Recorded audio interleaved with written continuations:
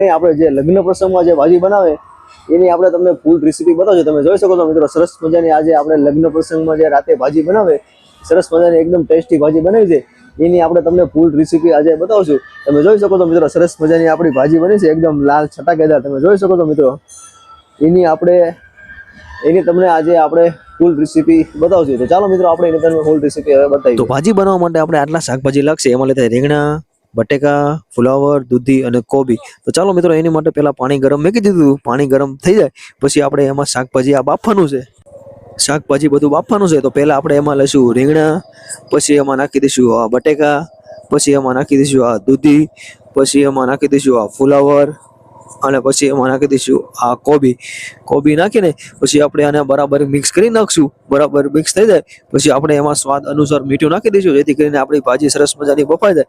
આ રીતે બરાબર મિક્સ કરીને પછી આપણે આને થાળો ઢાંકી દઈશું અડધી કલાક માટે। અડધી પોણી કલાક થઈ જાય એટલે આપણી ભાજી બફાઈ જાય તો પછી આપણે સરસ મજાની આપણે વઘારનો મસાલો તૈયાર થઈ ગયો છે। ટમેટાની પેસ્ટ છે, કાંદાની, આદુ અને મરચી, અને આ બાજુ આપણે પુલાવના ભાત બફાઈ ગયા છે। આજે ભાજી અરે પુલાવ હોય તો મજા પડી જાય, તો એની માટે આપણે પુલાવ પણ બનાવ્યા છે।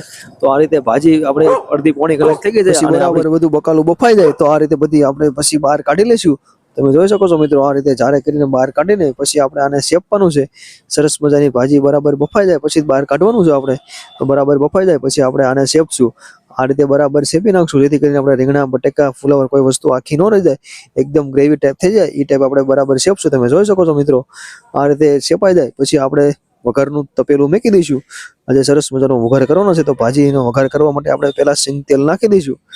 સિંગ તેલ નાખીને આપણે પછી આમાં ગેસ ચાલુ કરીને તેલ ગરમ થઈ જાય એટલે ખાલી ઓનલી ફોર જીરાનો વઘાર કરવાનો છે। તમે જોઈ શકો છો મિત્રો, ખાલી જીરું નાખીને પછી આપણે એમાં સૂકું લસણ પણ નાખી દઈશું। સૂકું લસણ નાખીને પછી આપણે એને શિમલા મરચાં પણ નાખી દઈશું। શિમલા મરચાં નાખીને પછી લીલા વટાણા આપણે બાફવામાં નહીં, આપણે આમાં નાખ્યા હતા, જેથી કરીને લીલા વટાણા આપણા એકદમ આખા રહે। તમે જોઈ શકો છો મિત્રો, ભાજીમાં આખા વટાણા રહેશે ઠેઠ લગી। ચાલો મિત્રો, પછી એમાં આદુ પણ નાખી દઈશું। આદુ નાખીને પછી આપણે બરાબર મિક્સ કરી નાખશું।